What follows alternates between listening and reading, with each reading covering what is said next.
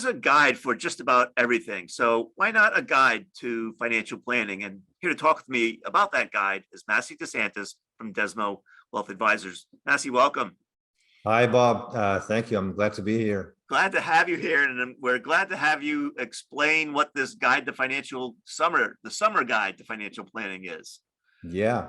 I mean, a lot of times, summertime is in many ways the time to kind of tackle some of the DIY projects that people have around the house. And I thought, sometime it may be useful to set aside a bit of time and plan ahead to do it.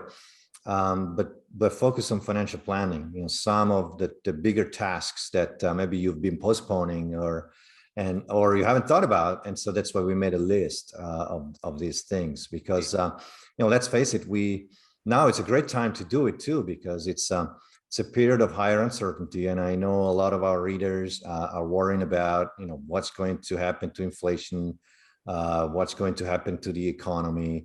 And unfortunately, there's not much we can do about those events. I mean, you and I, Bob, can talk all day about it, but we're not going to change the course of the economy or inflation. And the same with our readers. And so what can we do, though? Well, we can focus on the things we can control. And, a lot of times, if you start doing some of these financial planning projects, you'll find out that things aren't as bad as you thought, or you have more levers than you think to make things a little bit better for you.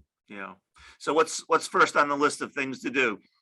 Well, I'd say, we are kind of mid-year. It's always a good time to kind of look back at your finances generally. So what I tell people to do is, look at your inflows, maybe take your year-to-date pay stub and look, this is how much I've been making. And is it in line with what you thought at the beginning of the year? It's a good time to learn about your pay stub from gross income all the way to how much goes into your paycheck. There's typically a big difference. And so I tell people, learn about all the items that are in there. Maybe there are some things that you're contributing to. Make sure you're doing enough for your 401k contributions. Do you have an HSA plan? Just make sure that, your cash flows are going to the desired places. So do some kind of, mid-year review, and also check at the same time whether you are withholding enough or too much towards your taxes. And so there's a link to an IRS calculator that in the article. And so people can go and just put some basic information that you can get from your pay stub, and then just, calculate how much you might need to pay at the end of the year in terms of taxes. And so you can plan ahead. So that's the first on my list. The other item that I think is pretty high on the list is to create what I call a one-page plan. The one-page plan, it's not a full financial plan, but it's something you can do over a weekend. And it's just a way for you to start thinking about what is really important for you. And so I have a one page where I divide it into values, goals, and actions. And so we can start with values are all the things you really care about. And those are typically, time with family, financial independence, want to build a safety net so that I am prepared for any unforeseen contingency, things like that. Those are values, things I care about because they affect my lifestyle, and I care about it. And then once you have those values, it's always a good place to start, because then maybe some of the external factors that you read about in the news are not really important, right, to you. And then you start thinking, okay, once I got my values, what goals can I set up today that are aligned with those values? And for example, you always want to have measurable goals, right?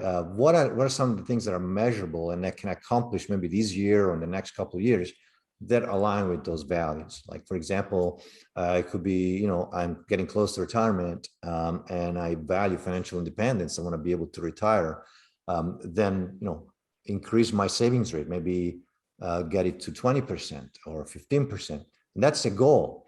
And then the last item is the actions. What is something I can do today that helps me achieve or improve the chances to achieve that goal? So for example, one action in that case of the retirement could be, let me kind of set some reasonable goals for how to get there. And if you have done the first step, which is the mid-year analysis of your cash flows, maybe you can figure, hey, maybe I have more that I could save potentially every month. Let me automate that so that I take that money out of the picture and it helps me with my goal. So that would be one action.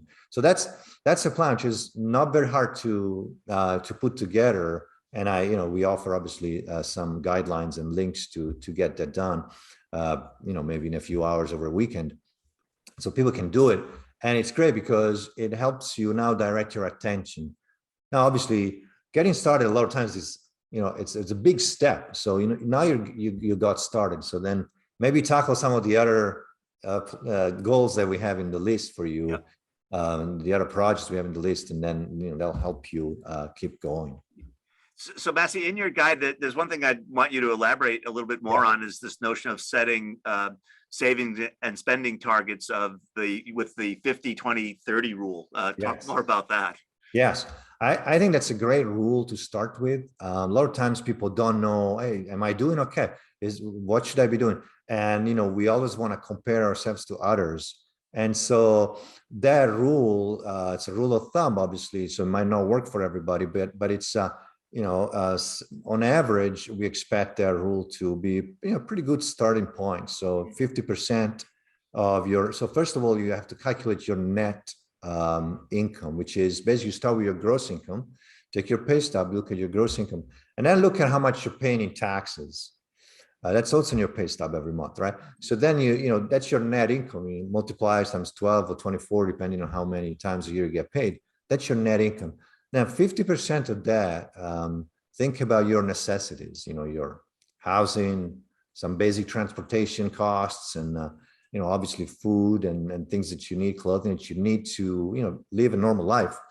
Those are the amount that you spend on those items, and we are more precise in the article, but the amount you spend on those items should be about 50% of that net income.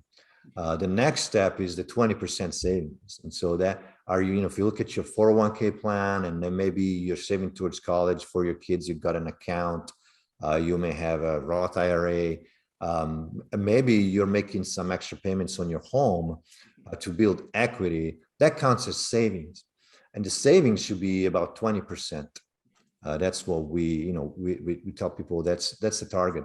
And then the rest is that 30% that is left can go into your wants. Those are discretionary items, things you like, but you're not necessarily needed. And so that's it's a good way to start. And if you see that maybe you're in a high cost of living area, maybe you just started working, it's hard for you to meet that 20% savings. That's usually what I hear. Well, then set that as a goal. Save as much as you can. Maybe 10 is what you can do. And then plan to build up. How do I build it up? Well, maybe next time you get a raise or a bonus, try to increase their level of savings. So that's why I call them, they're both guidelines for what you should be doing, but also, they help you set a goal for where I'm, if I'm not able to do it today, but maybe in the future, that's what I need to try to do. Yeah.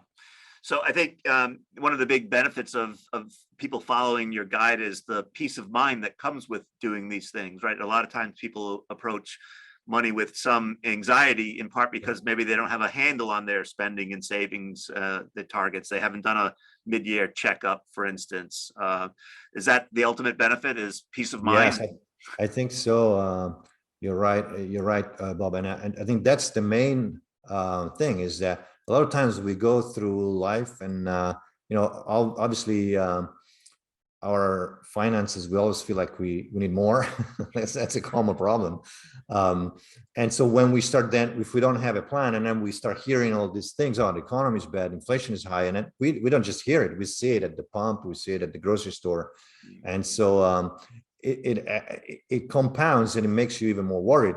But once you have a plan, and then you start seeing some of these things, and there are actions that you can take to get more of your finances in order, then I think some of that worry goes away.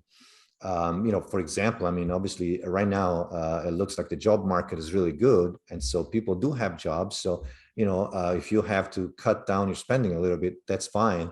it's maybe transitory, so you do it. And so if you see at all the items that I suggest, and there's a list of 10 things that people can do over a weekend, all of them have one thing in common is, number one, they help you set a goal, right? And so which is measurable, because that's important. Then they help you, with some ideas and actions for how to accomplish those goals. And then finally, a way to track that progress. So those are things that help you focus on what you can control. And, kind of like we were saying earlier, there's nothing we can do about the other items like inflation and the economy. But at the same time, it might not affect you as much as you think. Yeah. Well, Massi, it's been great chatting. Anything we missed or anything that just bears reemphasizing before we wrap up? I think we got the main items. And so, yeah, I definitely invite people to take a good read and pick some of the items and, start working.